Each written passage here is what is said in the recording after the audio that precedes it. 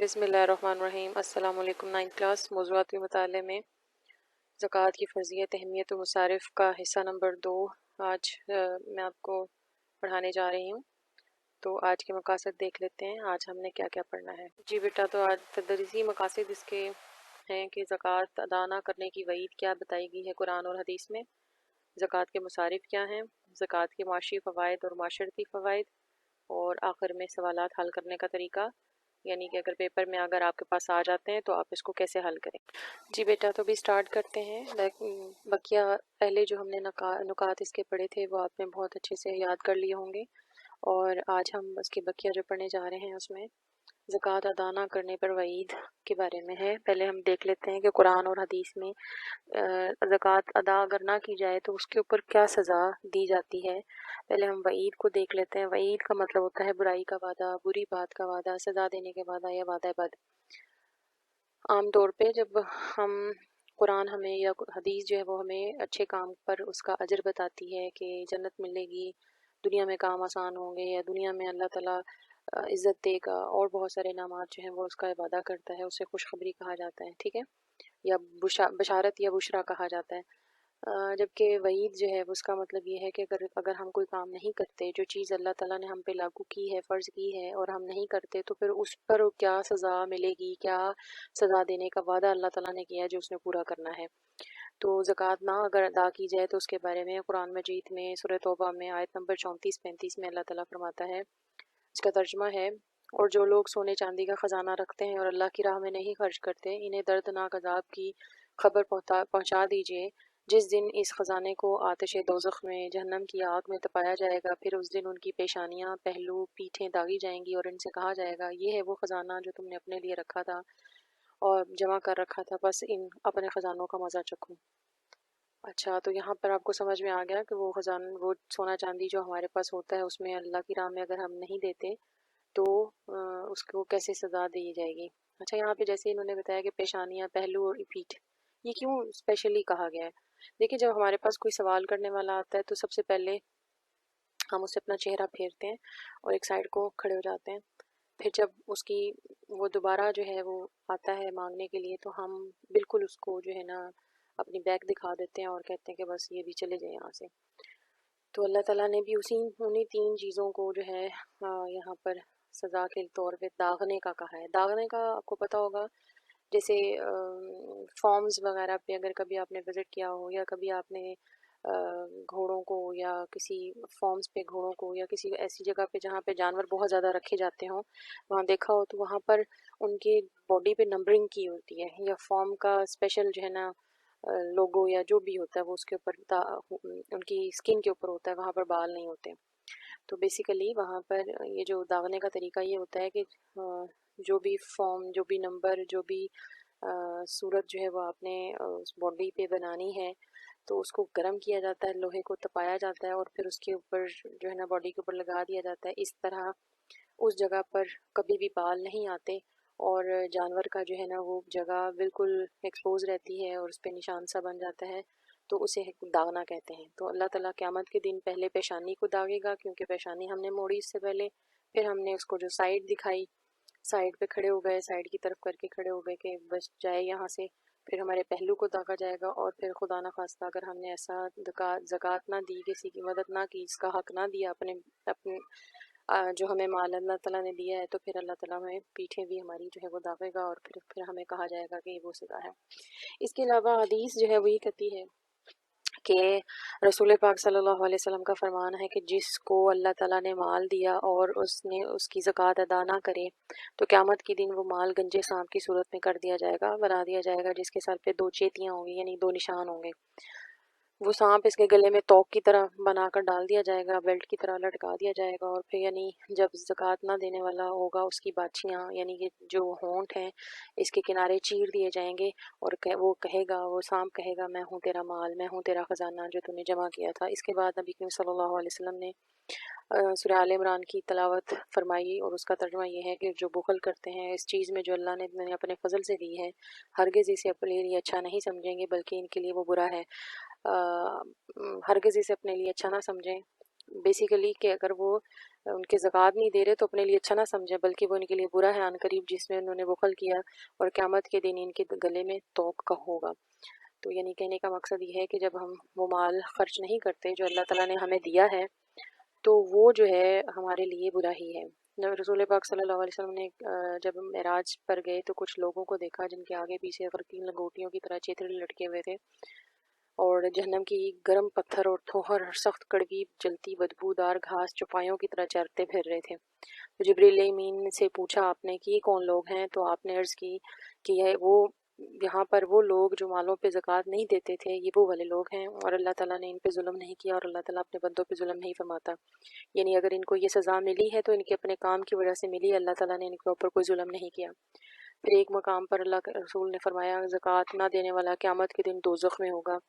और एक और मकाम पर अल्लाह के रसूल ने फरमाया कि दोज़ख में सबसे पहले 3 शख्स जाएंगे। इनमें से एक वो मालदार जो अपने माल में से अल्लाह पाक का हक अदा नहीं करता।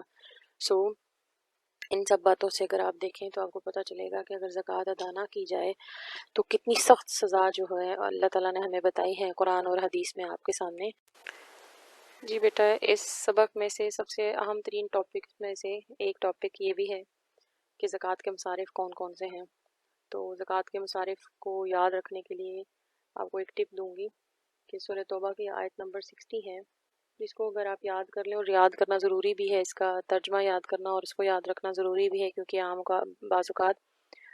इसका तर्जमा भी पूछ लिया जाता है। तो हम इसको देख लेते हैं ये क्या है, जिसमें अल्लाह ताला फरमाता है बिस्मिल्लाहिर्रहमानिर्रहीम, सदक़े सिर्फ़ फ़कीरों के लिए हैं, मस्कीनों के लिए और इनसे वसूल करने वालों के लिए, यानी आमिलीन ज़कात, और जिनके लिए दिल पर चाहे जाते हों, यानी जिनको इस्लाम की तरफ जो है मोटिवेट किया जाता हो, गर्दनें छुड़ाने में यानी कि ग़ुलामी से आज़ादी हासिल करने में, कर्ज़दारों के लिए और अल्लाह की राह में, और राहरवो या मुसाफिरों के लिए अल्लाह की तरफ से। अल्लाह इल्म हिकमत वाला है। तो अल्लाह ताला ने ये 8 मुसारिफ़ बताए हैं, जिनका तर्जुमा आपको अच्छे से याद होना चाहिए इस आयत का, और उसको हम देख लेते हैं कि वो कौन कौन से मसारिफ़ हैं जिनको अल्लाह ताला ने गिनवाया है। यही वो हैं 8 जिन पर अल्लाह ताला ने फ़र्ज़ कर दिया हमें देना, इसके अलावा हम और कहीं नहीं दे सकते। तो पहला है फ़कीर। फ़कीर वो जो मोहताज ज़रूरतमंद हो, जिसके पास दिरहम दरार पैसा रुपया का घर मालो ज़र वगैरह कुछ भी ना हो, इसका कारोबार हो लेकिन कल्लाश और खस्ता हाल हो, तो वो जो कि किसी तरीके से कोई उसके पास कुछ ना हो, तो उसको आप जो है वो दे सकते हैं। उसके बाद आता है मस्कीन। मस्कीन वो शख्स है जिसके पास ज़रूरियात ज़िंदगी नाकाफ़ी माल हो, बेशक ऐसे शख्स का घर भी हो, कारोबार भी हो, मगर फिर भी वो बावकार ज़िंदगी या अच्छे तरीके से ज़िंदगी गुजार ना सकता हो, तो उसको आप दे सकते हैं। आजकल इसकी सीधी सादी सूरत ये है कि हमारे यहाँ अब कोरोना की वजह से कारोबार और ये सब बंद हो जाने की वजह से बहुत सारे अच्छे खाते पीते घराने भी इस उसमें कैटेगरी में आ चुके हैं, दाखिल हो चुके हैं। तो जिनके पास माल और दौलत है, जिनको ज़कात देनी है, वो उनको दे सकते हैं। तो ये उसमें शामिल हो जाता है। उसके बाद आमिलीन ज़कात। आमिल कहते हैं काम करने वाले को। आमिलीन ज़कात, ज़कात के जमा करने वाले, ज़कात के महकमे में काम करने वाले, जो लोग इसकी ज़कात को वसूल करते हैं और इसका हिसाब किताब करते हैं और फिर इसके आगे तकसीम करते हैं। उनको कहाँ से दी जाएगी? ज़ाहिर है और कोई काम नहीं करते, वो यही करते हैं, तो इस वजह से उनको इसी में से दिया जाएगा। उसके बाद तालीफ़ क़ल्ब, यानी कि अहले ईमान के ऐसा नौजवान, ऐसा नौ मुस्लिम न्यू बॉर्न लोग जो जिनको इस्लाम पे पुख्ता करने के लिए आप जो है वो ज़कात दे सकते हैं। आम तौर पे पाकिस्तान में ईसाई या हिंदू जब भी इस्लाम कबूल कर लेते हैं तो उनको उनकी सोसाइटी में से जो है ना बेदखल कर दिया जाता है। तो फिर उन लोगों की मदद के लिए, उनको उनके पाँव पे खड़ा करने के लिए या उनको स्टेबल करने के लिए तब भी आप ज़कात उन्हें दे सकते हैं। उसके बाद गर्दनें आज़ाद कराना, ग़ुलामी से, क्योंकि आजकल ग़ुलामों का सिलसिला नहीं है, तो उनकी आज़ादी के लिए जो है आप जो है वो ज़कात दे सकते थे और ज़कात देकर उन्हें आज़ादी दिला सकते हैं। लेकिन आजकल जो है वो हम इसमें दुश्मन की कैद में जो मुसलमान या जैसे अगवा बराए तावान जैसे हो जाते हैं किसी बहरी सफ़र पे, या जो बहरी कसाक वगैरह, तो डिमांड करते हैं, तो उसमें भी ज़कात जो है वो दी जा सकती है ताकि उनकी आज़ादी हासिल की जा सके। उसके बाद अदाए कर्ज़ है, यानी मकरूज़ लोगों जो कर्ज़ के बोझ से تلے دبے ہوں ان کو نجات دلانے کے لیے، وہ غریب ہو، فقیر ہو، بے روزگار ہو، کچھ بھی ہو، اس کی زکوٰۃ دے کر اس کی مدد کی جا سکتی ہے۔ فی سبیل اللہ یعنی جہاد کی جملہ ضرورتوں کو پورا کیا جا سکتا ہے، اسلحہ خریدا جا سکتا ہے، زیر تربیت عسکری مجاہدین کی خوراک اور لباس معالجہ وغیرہ اس سے خرچ کیا جا سکتا ہے۔ اس کے بعد مسافر زکوٰۃ کی رقم کا حقدار صرف غریب مسافر ہی نہیں بلکہ غنی اور دولت مند شخص بھی اس پہ اکثر دوران سفر زیادہ راہ یا دیگر سفری ضروریات کا محتاج ہو جائے تو اس پہ آپ اس کی زکوٰۃ رقم خرچ کی جا سکتی ہے تاکہ وہ باوقار طور پہ منزل پہ پہنچ سکے۔ اگر کوئی مسافر جس کے پاس کچھ گاڑی بھی ہو لیکن وہ اس وقت مجبور ہو، یعنی اس طرح کی اس کی سچویشن ہو کہ وہ واقعی میں اسے بہت ضرورت ہو سفر کے اپنے گھر تک منزل تک پہنچنے کے لیے، تو تب بھی اس کو زکوٰۃ دی جا سکتی ہے۔ اچھا، اس کے بعد ہم دیکھ لیتے ہیں یہ 8 مصارف ہو گئے، 8 کے 8 آپ نے جو ہے وہ یاد کرنے ہیں۔ زکوٰۃ کے غیر مستحق لوگ وہ کون سے ہیں؟ اس میں سب سے پہلے آپ صلی اللہ علیہ وسلم کی جو آل ہے، یعنی آپ کا جو نسل جو ابھی تک ہے وہ نہیں اس کو لے سکتے، کیونکہ انبیاء پر، کیونکہ زکوٰۃ جو ہے وہ آپ نے پڑھا ہے کہ مال کی میل ہوتی ہے، مال کو پاک کرتی ہے، تو وہ پاکیزہ خاندان پر جو ہے وہ لاگو نہیں ہوتی۔ یہ نبی کریم صلی اللہ علیہ وسلم پہلے انبیاء کوئی بھی صدقہ خیرات وغیرہ نہیں لیتے تھے، ان پہ جائز نہیں تھی۔ اس کے بعد غیر مسلموں کو زکوٰۃ دینا بالکل جائز نہیں ہے، یہ صرف مسلمانوں کا حق ہے، کیونکہ یہ مسلم معاشرے کو مضبوط کرنے کے لیے، مسلمان بھائیوں کا درد رکھنے کے لیے اور اپنے ہی بہن بھائیوں کو اسٹیبل کرنے کے لیے جو ہے وہ ایک اللہ تعالیٰ نے نظام جاری کیا ہے، اور اس نظام کے تحت مسلمانوں کی ہی مدد کی جا سکتی ہے۔ باقی ہاں صدقات و خیرات جو ہے وہ آپ غیر مسلموں کو بھی دے سکتے ہیں، لیکن یہ فرض ہے اور یہ فرض جو ہے وہ آپ نے مسلمانوں کو ہی دینی ہے۔ اس کے بعد غنی صحت مند آدمی کو زکوٰۃ دینا جائز نہیں، یعنی کہ کوئی ایسا فقیر یا ایسا مسکین، فقیر ایسا جو کہ کما سکتا ہو، کر سکتا ہو، اور وہ اس کے پاس صحت بھی ہے اور سب ہے، لیکن وہ کرتا نہیں ہے، محنت نہیں کرتا، تو آپ اس کو نہیں دے سکتے۔ اس کی مثال آپ صلی اللہ علیہ وسلم کے پاس ایک بہت بدو آیا اور وہ بہت صحت مند اور صحیح سلامت تھا، اس نے آ کے سوال کیا تو آپ صلی اللہ علیہ وسلم نے فرمایا کہ اللہ تعالیٰ نے زکوٰۃ کے مصارف جو ہیں وہ بتا دیے ہیں، اگر تم اس میں آئے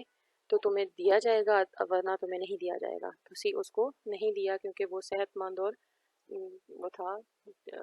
تو اس کو نہیں دیا۔ اس کے بعد والدین، اولاد، بیوی کو زکوٰۃ دینا جائز نہیں، یعنی کہ یہ وہ رشتے ہیں جو آپ کی زیر کفالت ہوتے ہیں، یعنی جن کی خدمت کرنا، جن کی کفالت کرنا، جن کو کھانا پلانا، رہائش دینا، سارا کچھ کرنا آپ پر فرض ہے۔ تو جب اب فرض ہے تو وہ فرض آپ نے ادا کرنا ہے، اس پہ پھر آپ اپنی اس میں سے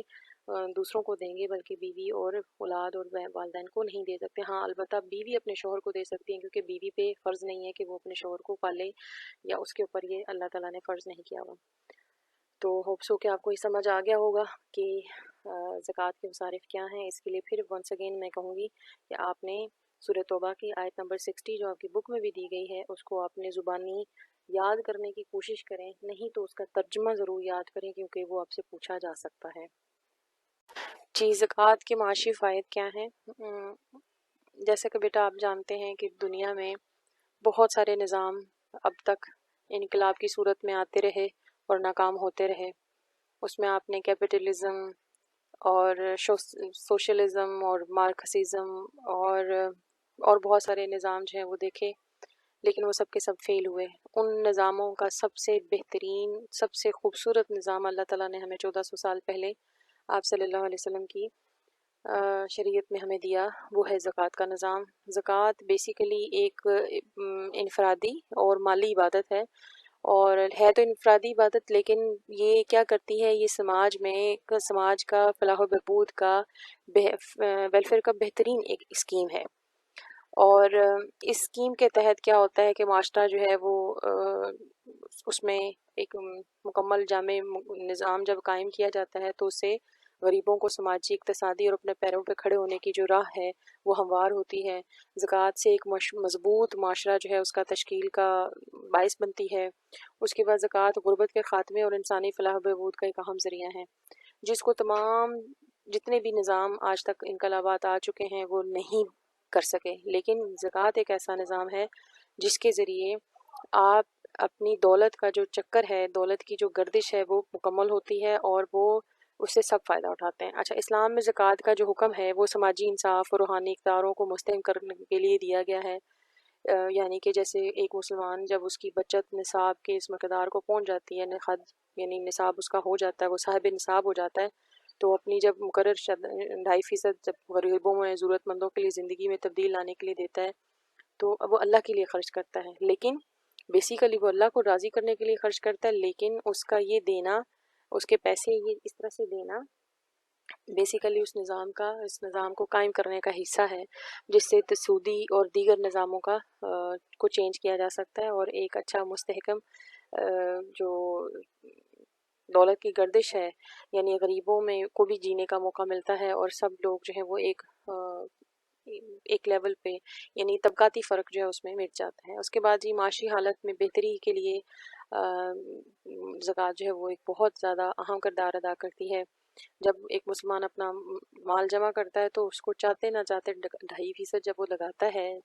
تو دیتا ہے، تو اس میں کیا ہوتا ہے، اس کی جو مال میں جو مسلسل قلت کا شکار ہوتا رہتا ہے یا کم ہوتا ہے، تو اس کو پورا کرنے کے لیے وہ دوبارہ تجارت کا سودا کرتا ہے، یعنی تجارت کرتا ہے۔ اس طرح اس کا جو مال ہوتا ہے وہ خزانے سے نکل کر مارکیٹ میں گردش کرنے لگتا ہے، یعنی وہ جمع کر کے نہیں رکھتا بلکہ اسی مال کو، اپنی مال کی کمی جو اس نے زکوٰۃ کی صورت میں دی تھی، اس کمی کو پورا کرنے کے لیے جو اس کے پاس مال دوسرا پڑا ہوتا ہے وہ دوبارہ مارکیٹ میں لگاتا ہے، تجارت کرتا ہے، اور اس طرح سے معاشی ترقی کی رفتار تیز ہوتی ہے۔ دوسری طرف اگر ہم دیکھیں تو سرمایہ کاری میں اضافہ ہوتا ہے،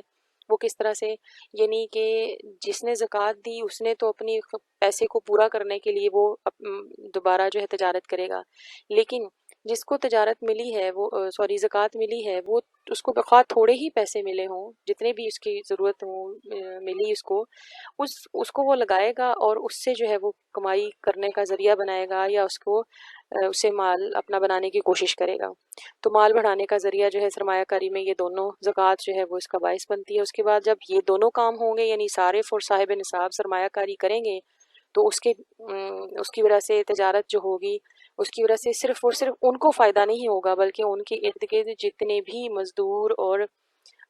کام کرنے والے لوگ ہیں ان سب کو فائدہ ہوگا۔ وہ کیسے؟ مثلاً کوئی شخص جو ہے وہ کپڑے کا کاروبار شروع کرتا ہے تو وہاں سے آپ اندازہ کریں کہ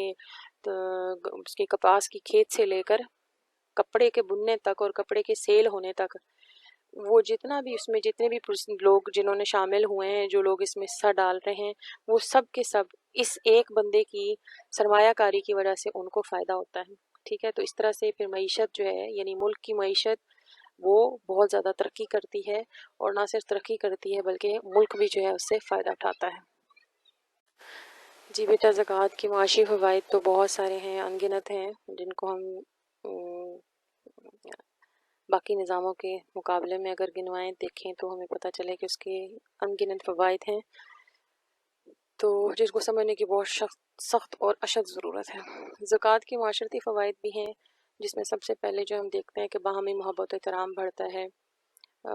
ہم اپنے بھائیوں کا درد محسوس کرتے ہوئے جب ہم ان کو اپنی دولت میں سے ان کا جو حق ادا کرتے ہیں، تو ہماری بالکل جو مثال ہے وہ بالکل اس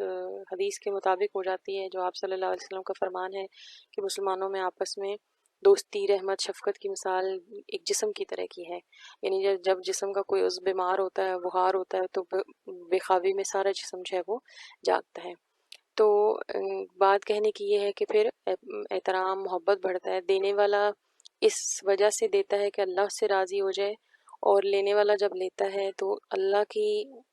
اس حکم پر راضی ہوتا ہے اور اپنے بھائی سے مزید اس کا احسان مند ہوتا ہے، اور دونوں میں آپس میں ایک دوسرے کا احترام اور محبت بڑھتی ہے۔ اس کے بعد یہ بری صفات اور جرائم میں کمی ہوتی ہے۔ زکوٰۃ دینے سے لالچ اور بخل جیسی صفات سے دل میں ہوں اگر تو چھٹکارا مل جاتا ہے، یعنی کہ دل میں زکوٰۃ کی، مال کی محبت بہت زیادہ پینیٹریٹ کر جاتی ہے، اس سے دینا بہت مشکل کام ہے، لیکن جب اگر شخص کوئی دیتا ہو تو اسے لالچ اور بخل جو ہے اس سے ختم ہو جاتا ہے۔ لالچ مطلب مزید بڑھنے کی، اور بخل یعنی کہ کنجوسی کی عادت جو ہے وہ چھوٹ جاتی ہے۔ اس کے بعد تبذیر و اسراف سے بچ جاتا ہے۔ تبذیر کہتے ہیں جہاں پہ مطلب ایکسٹرا خرچ کر دینا، تو اس کو وہاں اب جیسے جس کے پاس دولت ہو وہ اسے پتہ ہے کہ میں نے زکوٰۃ دینی ہے، تو وہ اس کو بچا کے اچھے طریقے سے خرچ کرے گا، نہ کہ اس کو عیاشیوں میں اڑا دے، ٹھیک ہے۔ اس کے بعد مالی جرائم بہت کم ہو جاتے ہیں، یعنی چوریاں، ڈاکے، اغوا جو ہے نا، اس سے زکوٰۃ روکتی ہے، اور کس طرح سے اور دیگر اس طرح کے جرائم جو ہیں وہ رک جاتے ہیں، کیونکہ فقراء کو جب اپنی ضرورت پوری کرنے کے لیے کچھ نہ کچھ ملتا رہے، تو چونکہ مالدار اپنے حصوں میں سے مال انہیں جب دیتے رہیں گے تو وہ جو ہے ان سے ان کے مطلب اس طرح کی وہ عادات کو یا اس طرح کے جرائم کو جو ہے وہ روکنے میں سبب بنیں گے، ٹھیک ہے۔ اس کے بعد طبقاتی کشمکش، یعنی بھائی چارے کا جو ہے نا اس کا بہترین اظہار ہے، طبقاتی جو فرق ہے اس کو وہ خاتمہ کرتی ہے۔ وہ کس طرح سے زکوٰۃ دینے کا عمل اخوت اسلامی سے بہترین تعبیر ہے، یعنی کہ آپ کہہ سکتے ہیں کہ ایک غنی مسلمان جب اپنے غریب مسلمان بھائی کو زکوٰۃ دے کر معاشرے میں سر اٹھا کر جینے کا حوصلہ مہیا کرتا ہے، تو جو غریب مسلمان ہے اس کے دل سے کینہ اور حسد کا شکار گاہ بننے سے محفوظ رہتا ہے، کیونکہ وہ جانتا ہے کہ اس کے غنی اسلامی بھائی جو ہیں وہ اس کو مال میں اس کا حق ہے، وہ اس کو دیں گے، اور اس کی اپنے بھائی کی جان و مال اولاد میں برکت کے لیے دعا گو رہتا ہے۔ تو اس کے بعد جیسے کہ اللہ کے رسول نے فرمایا کہ مومن کے لیے مومن کی مثال عمارت کی ہے، بعض کو تقویر دیتا ہے، یعنی کہ سب دیوار کے جتنے بھی یا گھر کے یا عمارت کے جتنے بھی حصے ہوتے ہیں وہ ایک دوسرے کی مدد سے جو ہے وہ کھڑے ہوتے ہیں۔ اس کے بعد طبقاتی فرق کا جو ہے خاتمہ ہوتا ہے۔ زکوٰۃ اسلامی معاشرے کو ایک خاندان کی طرح بنا دیتی ہے۔ زکوٰۃ میں جو تفرقوں کے کم ہونے کا سبب بنتی ہے۔ اسلام نے رزق میں جو ہے نا وہ ایک سرکولیشن بنائی ہے، اس سرکولیشن کے باعث لوگ اپنی صلاحیتوں اور طاقت میں جو ہے وہ ان کا جو ڈفرینشیٹ ہو جاتا ہے، اور وہ لوگ اپنی صلاحیتوں کے اور طاقتوں کے حساب سے اس پیسے کو لگاتے ہیں اور اس میں جو ہے اسے کماتے ہیں۔ مزید جو ہے وہ مخالفت ختم ہو جاتی ہے، اور جو دونوں طبقات ہیں لوگ طبقات میں بٹنے سے بچ جاتے ہیں، یعنی کہ ایسا نہیں ہے کہ اسلام میں جو ہے وہ امیر ہے ہوتا جاتا ہے اور غریب غریب رہتا ہے، ایسا نہیں ہوتا، بلکہ اسلام نے جو ان کے غنی لوگ ہیں، یعنی جو مالدار لوگ ہیں، ان کو اس بات پہ پابند کیا ہے کہ وہ محتاجوں کو اتنی چیزیں دے دیں جو ان کی ضرورت پوری کرتا ہو، اور اس میں سے اگر اس کو دیکھا جائے تو اسلام جو ہے اس طبقاتی فرق کو ختم کرنے کے لیے جو زکوٰۃ کا سسٹم لاگو کیا ہے اس کو اپنے خزانے کے طور پہ بتاتا ہے، یعنی آپ صلی اللہ علیہ وسلم کا فرمان ہے کہ زکوٰۃ جو ہے وہ اسلام کا خزانہ ہے، یعنی کہ بہت بڑا وسیلہ ہے جس کے ذریعے مسلمانوں کو آپس میں جوڑا جا سکتا ہے، اور ان کے ضروریات جو ہے وہ سب کی پوری کی جا سکتی ہے، ٹھیک ہے جی بیٹا۔ لاسٹ آپ کا ٹاپک جو میں نے اس میں رکھا تھا وہ میں نے آپ کو بتایا تھا کہ میں آپ کو سوالات حل کرنے کا طریقہ بتاؤں گی، کیونکہ سب چیزیں جو ہیں وہ اچھے سے ایلیبریٹ آپ کو کرتی گئی ہیں۔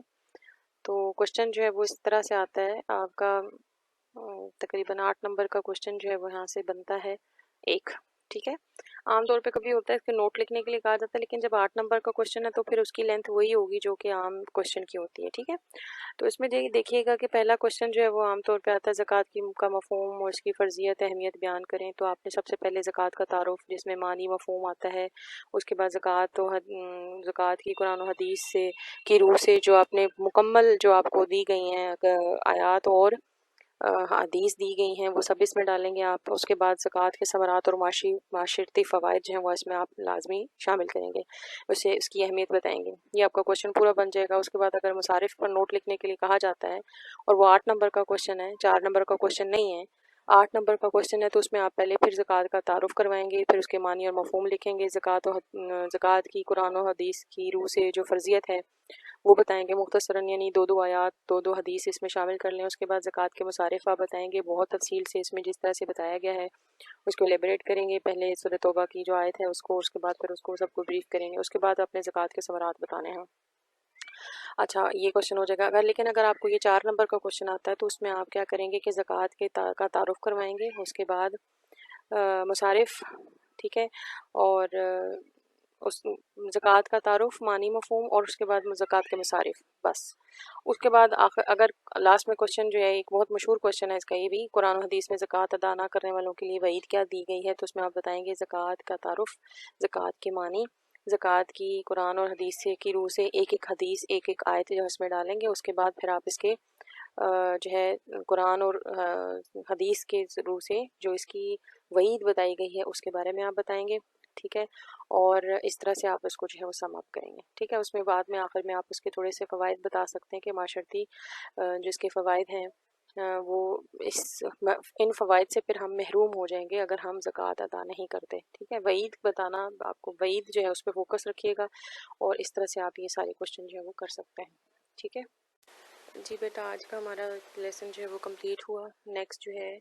बाकी सबक का बकिया हिस्सा और आपको सवालात कैसे आपने अटेम्प्ट करने हैं उसका तरीका भी मैं आपको इंशाल्लाह बताऊंगी। तो तब तक के लिए सुब्हानकल्लाहुम्मा व बिहम्दिका अशहदु अन ला इलाहा इल्ला अंता अस्तगफिरुका व अतूबु इलैक। अस्सलामु अलैकुम व रहमतुल्लाहि व बरकातुहू। हाँ जी बेटा, आज का जब टॉपिक अल्हम्दुलिल्लाह आपका पूरा सबक जो है मौज़ूआती मुताले का मुकम्मल हुआ। सवाल जवाब करने का तरीका भी मैंने आपको बता दिया और इसके साथ मैं लिंक में जो है इसके MCQs का टेस्ट भी दे रही हूँ और आपको इसके तफसीली सवालात जवाबात जो हैं वो भी मैं आपको इसके लिए भी लिंक जो है वो दे दूँगी। तो इसके लिए मेरी फिर एक गुजारिश होगी कि आप लोग जो है चैनल को सब्सक्राइब करें, लाइक करें, बेल आइकन को करें प्रेस अगर आप स्टूडेंट हैं 9th-10th के। और even first year second year के लिए भी इंशाल्लाह नेक्स्ट लेक्चर जो है वो स्टार्ट करूँगी। लेकिन अगर 9th-10th के स्टूडेंट हैं तो आपको ये जो है ज़रूर सब्सक्राइब करना चाहिए। और उसके साथ मैं आपको इसके साथ जितनी भी इसकी टेस्ट और जितनी भी तैयारी का जो तरीका है वो भी बताऊंगी और क्वेश्चन आंसर्स का भी जो है लिंक दे दूंगी। तो उसके लिए ये आपका सबक जो है वो कंप्लीट हुआ। तो नेक्स्ट अगले सबक तक के लिए फ़ी अमान अल्लाह। सुब्हानकल्लाहुम्मा व बिहम्दिका अशहदु अन ला इलाहा इल्ला अंता अस्तगफिरुका व अतूबु इलैक। जज़ाकल्लाहु खैर।